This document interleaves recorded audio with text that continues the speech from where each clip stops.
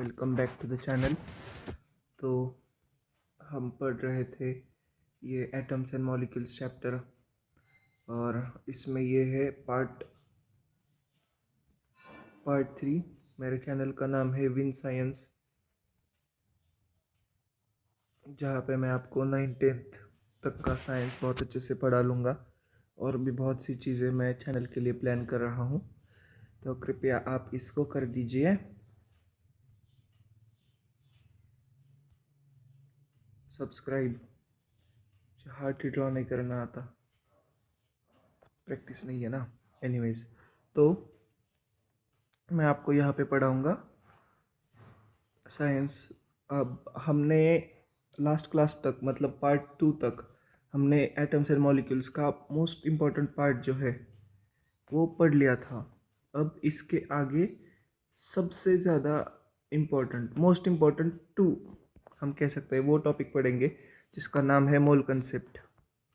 तो मोल कंसेप्ट है क्या? तो मैं क्या करूँगा, पहले मोल कंसेप्ट को आपको पढ़ के एक बार सुनाऊंगा जो एनसीईआरटी माता हमारी कहती है। उसके बाद मैं आपको ठीक से एक्सप्लेन करूंगा कि भाई मोल कंसेप्ट आखिरकार है क्या चीज़ और इसका यूज़ क्या है। तो हम बिना कुछ टाइम गवाए स्टार्ट करते हैं। Mole concept: take an example of reaction of hydrogen and oxygen to form water. देखिए ये रिएक्शन है, केमिकल रिएक्शंस आपको लिखने आना चाहिए, 8 स्टैंडर्ड में पढ़ा होगा। The above reaction indicates that 2 moles of hydrogen, 2 moles,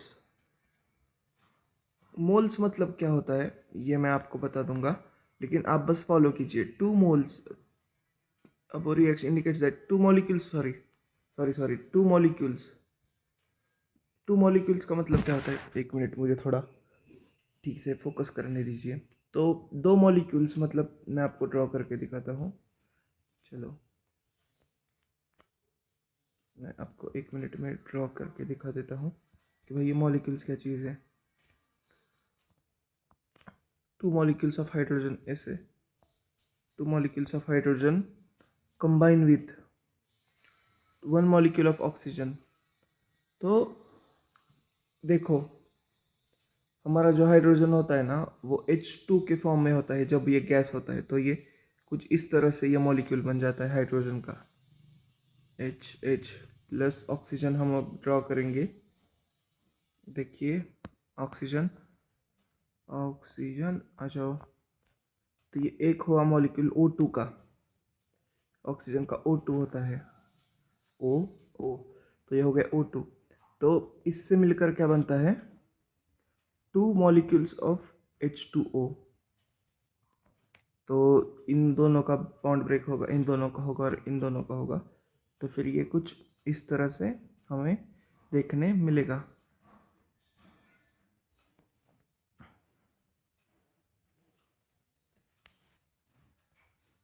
I hope आप लोग समझ रहे हो कि मैं क्या कहना चाहता हूँ। तो इस तरह से एक H2O फॉर्म होगा और ये दूसरा H2O फॉर्म हो जाएगा। तो फॉर्म 2 मॉलिक्यूल्स ऑफ वाटर। देखो जितने 2 है, कांस्टेंट प्रोपोर्शन वाला जो लॉ है जो हमने पिछले क्लास में पढ़ा है वो भी पूरा होता है। 1 2 3 4, 1 2 3 4। तो 4U of hydrogen molecule combine with 32U of oxygen molecule to form 36U of water molecule। 32 plus 4, देखो 4U hydrogen plus 32U oxygen, तो ये मिला के बनता है H2O। तो फिर इसका एडिशन कीजिए, कितना आता है? 36। इसी तरह से इसका क्या आता है वाटर का? 36, जो इन्होंने बता दिया है। We can infer from the above equation that the quantity of the substance can be characterized by the mass or number of molecules. मतलब हमें अगर क्वांटिटी मतलब जितना प्रोडक्ट्स है या फिर जितना रिएक्टेंट्स जो बने हैं या फिर जो प्रोडक्ट्स बने हैं उनको अगर हमें कैलकुलेट करना है तो क्वांटिटी मतलब कितना है, तो वो हम समझ सकते हैं मास से या फिर कितने मॉलिक्यूल्स लिए उससे। देखो अब ये इसमें यू जो लिया है ये मास है जो हमने लास्ट क्लास में पढ़ा है। atomic unit mass, atomic mass unit वही. But the chemical reaction equations indicate directly the number of atoms or molecules taking part in the reaction. Therefore, it is more convenient to infer the quantity of substance in terms of number of molecules or atoms rather than that of mass. तो क्या होगा ना, हर बार हम ये mass calculate नहीं करते बैठेंगे, हम सिर्फ नंबर ऑफ मॉलिक्यूल्स से पता लगाएंगे कि भाई रिएक्टेंट में जितने मॉलिक्यूल्स होंगे उतने ही प्रोडक्ट में होने चाहिए. So new unit mole was introduced. The mole mole is the SI unit amount of substance. 1 mole contains exactly 6 into 10 to the power 23 elementary entities. तो मैं बता देता हूँ.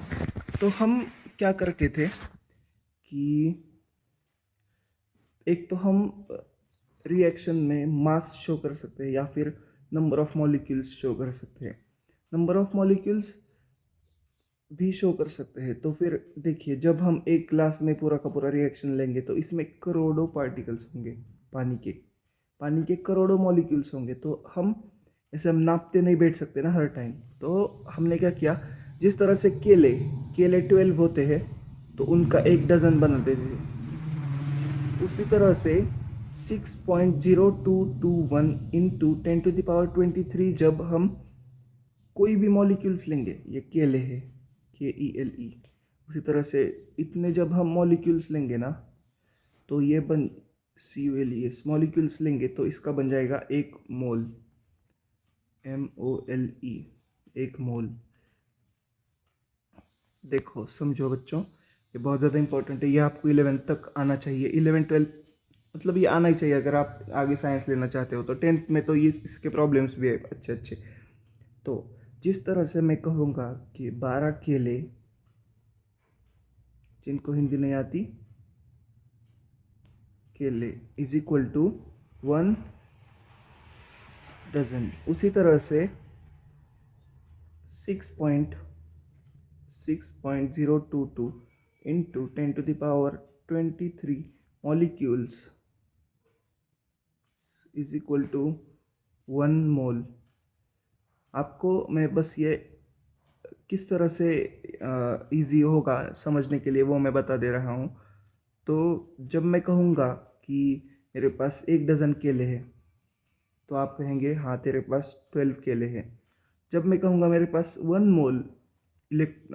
मोल एटम्स है, पकड़ लो एटम्स. अब ये 1 मोल, ये मॉलिक्यूल्स किसके हैं, एटम्स. ये मॉलिक्यूल्स किसके हैं, या फिर ये एटम्स भी हो सकते हैं, या फिर ये इलेक्ट्रॉन्स भी हो सकते हैं, या फिर ये प्रोटॉन्स भी हो सकते हैं. वो आगे जाएंगे, अब आप सिर्फ मॉलिक्यूल और एटम्स समझ लो. जब मैं कहूँगा मुझे 1 मोल पानी दो, PAANI, तो इसका मतलब है कि मुझे इतने मॉलिक्यूल्स पानी के दे दो, इतने मॉलिक्यूल्स H2O के मुझे दे दो. जब मैं कहूँगा 1 मोल दे दो. आई होप ये आपको बहुत अच्छे से समझ में आ रहा है. देखो ये बहुत ज़्यादा इम्पोर्टेंट है और ये आपको हरगिज़ ये नंबर तो याद रखना है.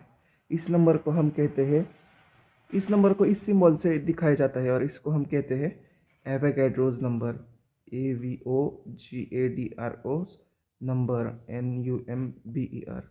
देखो, this number is fixed numerical value of Avogadro's constant Na when expressed in the unit per mole and is called as Avogadro's number. तो मैं आपका छोटा सा क्विज ले लेता हूँ. मुझे बताओ 1 डज़न मतलब कितना, 12. इसी तरह से 1 मोल मतलब कितना, 6.022 इंटू 10 to the power 23. क्या, मॉलिक्यूल्स भी, एटम्स भी, इलेक्ट्रॉन्स भी. जो एंटिटी जो आपको लेने को बोली है वो, जब मैं कहूँगा, मैंने अगर कहा 1 मोल आदमी ला के दो तो आपको इतने सारे आदमी मुझे लेके देने होंगे. आई होप ये बहुत ज़्यादा क्लियर हो रहा है. The amount of substance symbol N of substance symbol N of a system is measure of the number of specified elementary entities. An elementary entity may be an atom, a molecule, an ion, an electron, and other particle specific specified group of particles. देखो, तो ये Na क्या क्या हो सकता है, atom, molecule, ion, electron, proton. Other species में मैं बता देता हूँ, प्रोटॉन, फोटॉन, इस तरह से हम ले लेते हैं। अब बहुत अच्छा, एक ये आपको समझ में आ गया होगा, मुझे ये आशा है, मतलब आना ही चाहिए। अगर नहीं आ रहा तो फिर से 20 मिनट्स पीछे 10 मिनट्स पीछे जाओ और फिर स्टार्टिंग से ले लो। The mole is the amount of substance of a system that contains 6.022 into 10⁻23 specified elementary entities. मतलब अगर हम एक मोल को नापते बैठेंगे तो इतने इतने नंबर में मॉलिक्यूल्स, या फिर इतने नंबर में एटम्स, या फिर इतने नंबर में आपने जो लेने को बोला है वो इतने नंबर में मिलेगा। जिस तरह से एक डजन में 12 NOS होते हैं, या फिर एक ग्रॉस में 144। देखो, जिस तरह से मैंने कहा ना, ये ग्रॉस वगैरह आपको समझ में नहीं, शायद नहीं होगा, आपने पढ़ा नहीं होगा, लेकिन मैं आपको इजी वर्ड्स में बता देता हूँ। एक डजन मतलब 12 यूनिट्स। नॉस जो है यहाँ पे NOS मतलब नंबर्स। उसी तरह से एक ग्रॉस, ग्रॉस मतलब 144 यूनिट्स। मतलब जब मैं आपको 144 ईयरफोन्स दूंगा तो आप कहेंगे मुझे 1 ग्रॉस ईयरफोन्स दिए हैं। जब मैं आपको कहूँगा मुझे 12 एप्पल्स दिए हैं तो मैं कहूँगा मुझे एक डज़न दिए हैं। जब आप कहोगे कि 288 288 288 क्या ले लेते हैं हम, एप्पल्स, तो इसका हो जाता है 2 ग्रॉस। समझ गए? जब मैं कहूँगा 24 केले लेके आओ तो मैं उस दुकानदार को क्या कहूँगा, 2 डज़न केले दे दो। उसी तरह से जब मुझे मेरी मम्मी कहेगी कि 6.022 इंटू 10⁻23 शक्कर के दाने लेके आ, तो तब मैं दुकानदार को क्या कहूँगा, मुझे एक मोल ये दे दो, शक्कर के दाने दे दो। अब आपको समझ में आ गया होगा, इसका डबल क्या होता है, 12.044, राइट। तो इतने अगर इंटू 10⁻23 होता है, इसका कुछ, इसको मत हिलाओ जल्दी से। तो इससे हमें क्या समझ में आता है कि ये 2 मोल से।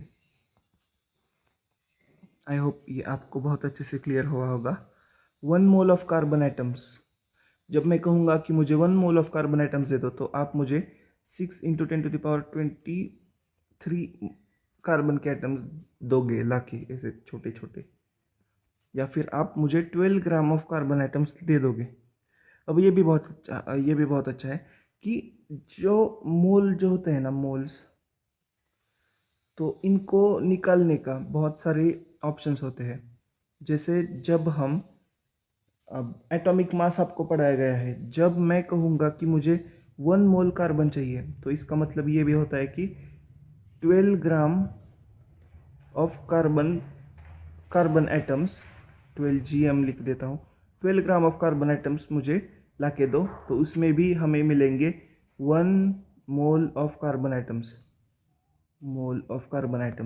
अगर मैंने कहा कि मुझे 2 मोल कार्बन दे दो, 2 मोल कार्बन दे दो लाके, तो आप क्या करोगे पता है, 24 ग्राम कार्बन मुझे ला के दोगे। तो उसमें क्या होगा, तो हम मोल्स निकालते हैं। N is equal to given mass. देखो, ये फॉर्मूला मैं आपको थोड़ा जल्दी पढ़ा देता हूँ। गिवन मास मतलब दिया हुआ मास, DIYA, दिया हुआ, HUAMASS अपॉन मॉलिक्यूलर मास। तो मुझे बताओ कार्बन का मॉलिक्यूलर मास कितना है, ऑब्वियसली 12, और दिया हुआ मास कितना है, अब मैंने आपको दे दिया 36 ले लो। चलो, तो फिर मोल्स कितने आएंगे आप बताओ। उसी तरह से मैं आपको कहना चाहूँगा कि मुझे पानी का निकाल के दो, पानी का। तो अगर मैंने आपको दिया,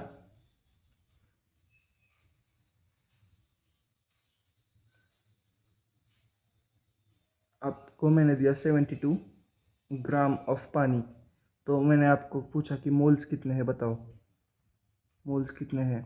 तो ये बहुत इजी है, आपको क्या करना है, पानी के 1 मोल का मॉलिक्यूलर मास निकालना है, H2O।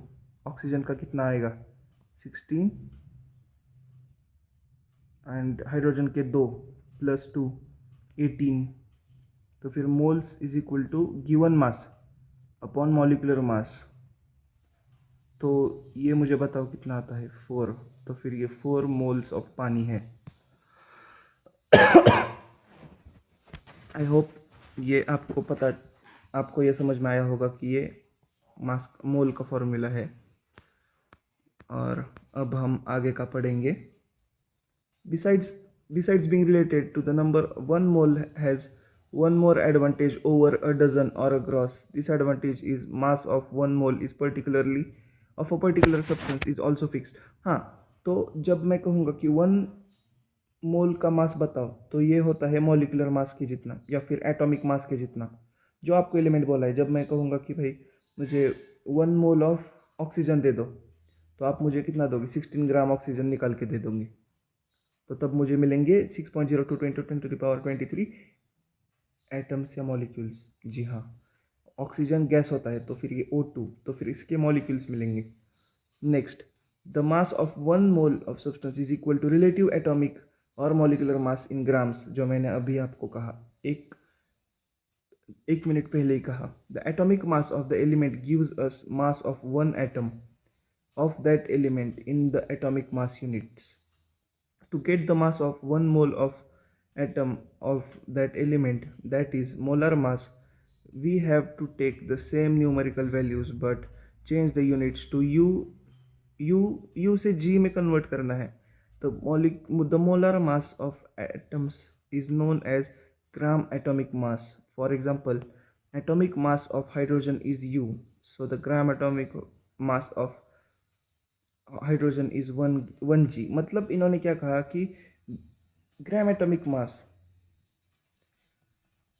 जब हम मोल्स में कैलकुलेशन करेंगे ना, तो हमें जो मोल्स है उनको ग्राम एटॉमिक मास में लेना होगा। तो फिर जब हम हाइड्रोजन लेते हैं, हाइड्रोजन का एटॉमिक मास 1 होता है, तो इसका जब हम कैलकुलेट करेंगे तो इसका ग्राम एटॉमिक मास वो भी आएगा 1 जी। 1 U hydrogen has only 1 atom of hydrogen. 1 gram has 1 mole of atoms. ये समझ लीजिए, जब मैं कहूँगा 1 U हाइड्रोजन तो सिर्फ एक ही एटम इतना सा आएगा हाइड्रोजन का। और जब मैं कहूँगा 1 ग्राम ऑफ हाइड्रोजन तो इसमें 1 मोल आएगा, मतलब 6.02 × 10⁻23 एटम्स ऑफ हाइड्रोजन आएगा। सिमिलरली जब मैं कहूँगा 16 U ऑफ हाइड्रोजन तो फिर एक ही एटम आएगा ऑक्सीजन का। जब मैं कहूँगा 16 ग्राम ऑफ ऑक्सीजन तो आएगा 1 मोल, मतलब 6.022 × 10⁻23 एटम्स ऑफ ऑक्सीजन।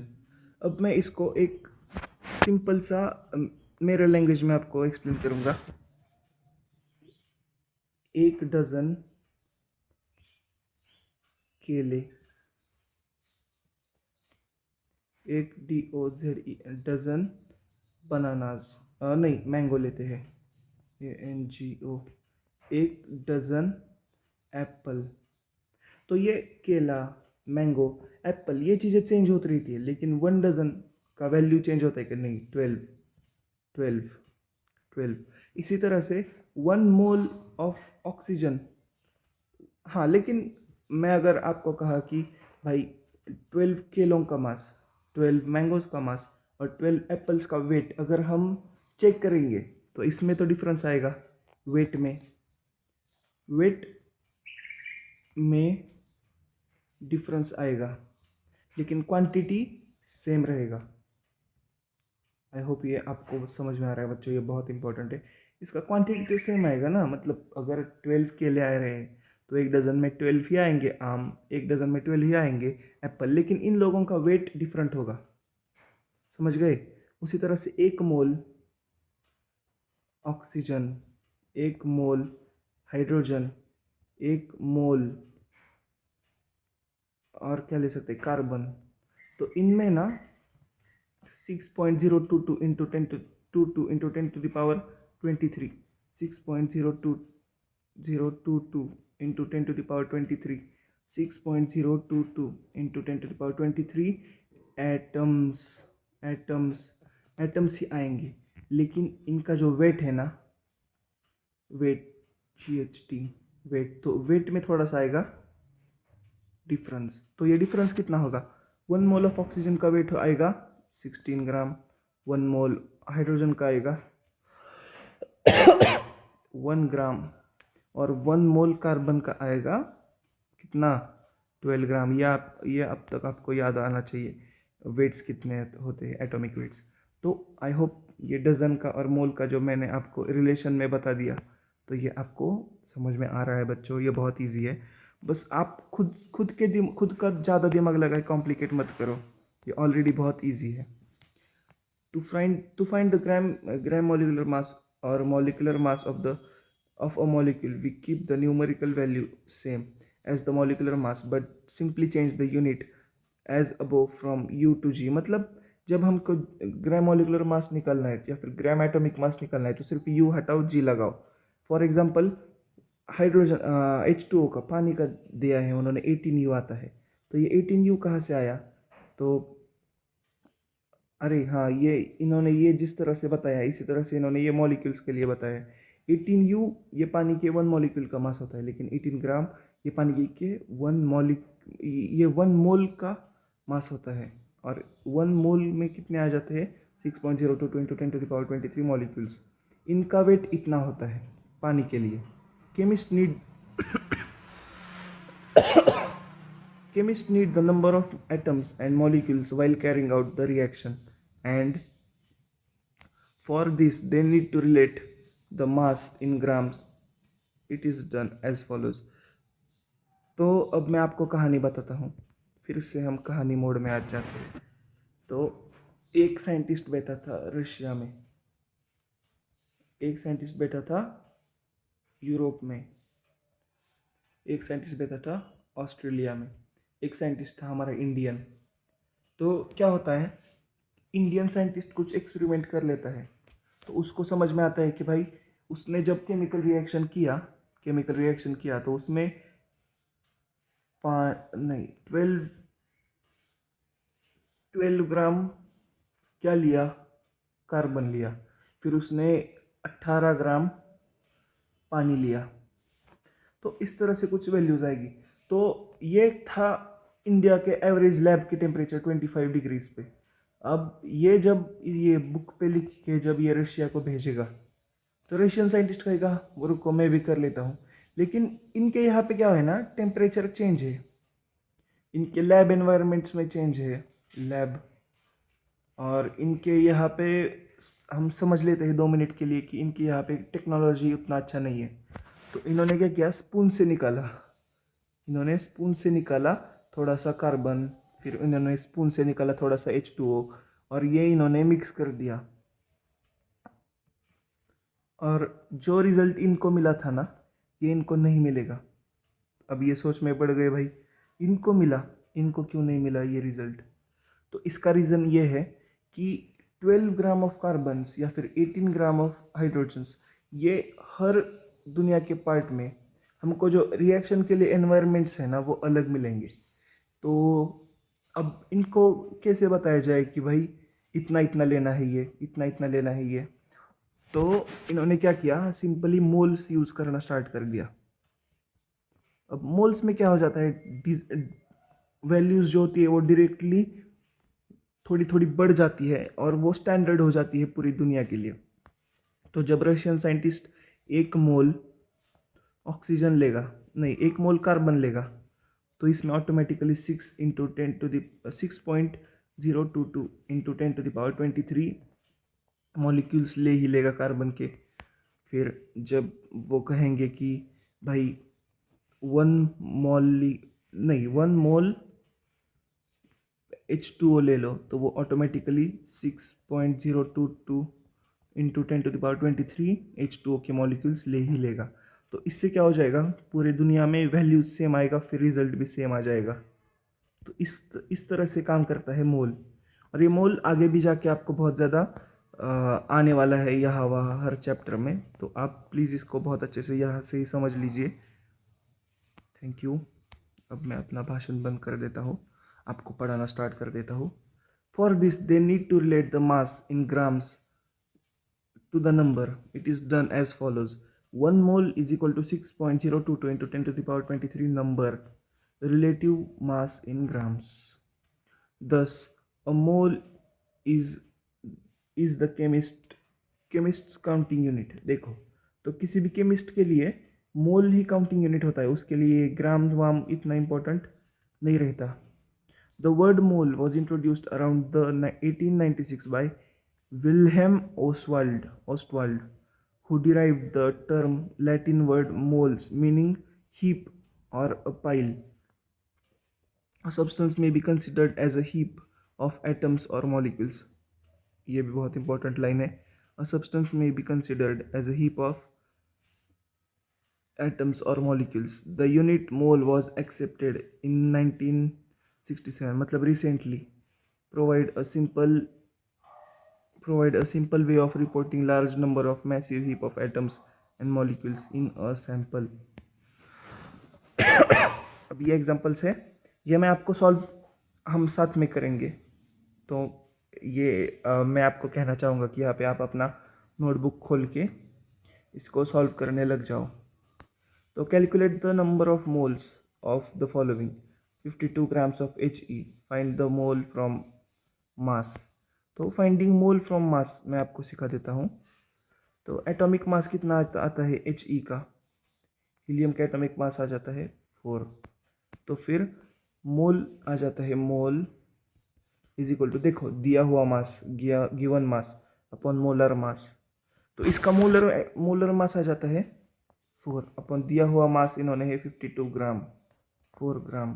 तो ये कितना आ जाता है मुझे बताओ, 13 ग्राम। अब next 12.044 into 10⁻23 number of helium atoms. तो अब इन्होंने नंबर से हमको बोला है फाइंड कर लो मोल्स। ये भी बहुत इजी है। आपको बोला गया है कि भाई 12 केले हैं, मुझे बताओ कि कितना डज़न है। ऑब्वियसली 1 डज़न है। यहाँ पे एग्जैक्टली डबल करके रखा है, देखो 6.022 का डबल है। तो फिर इसमें क्या है, इसका एक सिमिलर एग्जांपल लेता हूँ मैं। 24 केले दिए हैं और आपको कहा है कि डज़न बताओ, कितना आएगा डज़न, 2 डज़न। उसी तरह से 12.044 इंटू 10⁻23 केले दिए हैं, तो कितना मोल आ जाएगा, 2 मोल। अब मैं ये आपको एनसीईआरटी माता की लैंग्वेज में लिख के देता हूँ। Number of moles is equal to दिए हुए पार्टिकल्स अपॉन एवोगाड्रोस नंबर। मेरी थोड़ी खांसी बढ़ गई है लेकिन नॉट अ प्रॉब्लम। तो देखो ये इस तरह से फॉर्मूला है। तो बच्चों अब मैं आपको लिख के 2-3 फॉर्मूले दे रहा हूँ, वो आपको लिख के लेने हैं। ये आपको याद आनी ही चाहिए अगर आपको मोल अभी से सुधारना है। तो पहला फॉर्मूला है मोल्स इज इक्वल टू दिया हुआ मास, GIVEN mass upon atomic mass, या फिर moles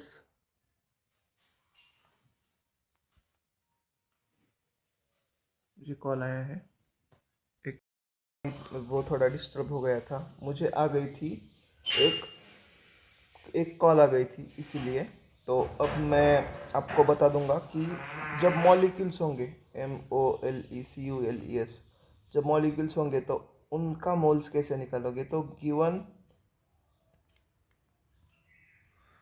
given mass upon molecular मास,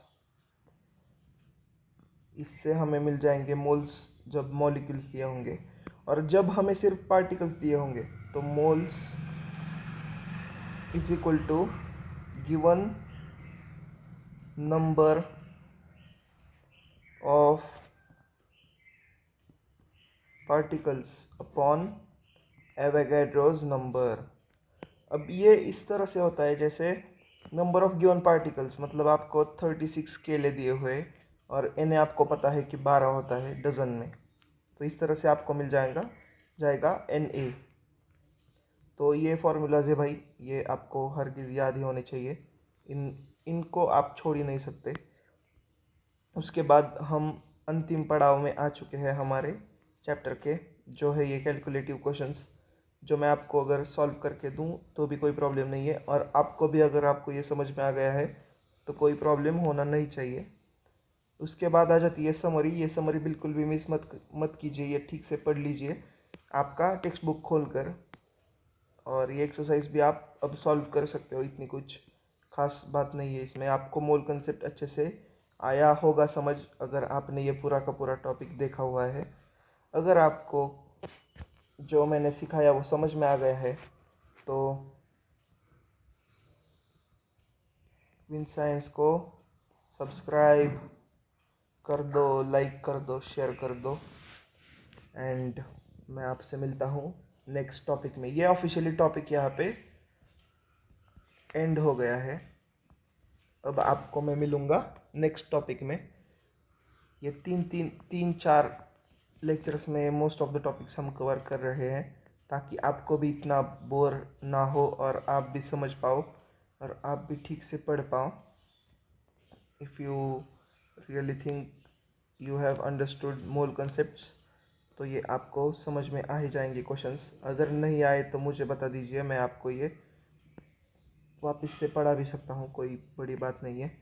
मोल्स के क्वेश्चंस आपको ऑनलाइन भी मिलेंगे, तो आप वहाँ से पढ़ लेना। जो लाइंस मैंने यहाँ पे अंडरलाइन की हुई है या हाईलाइट की हुई है, ये ठीक से याद कर लेना। Thank you.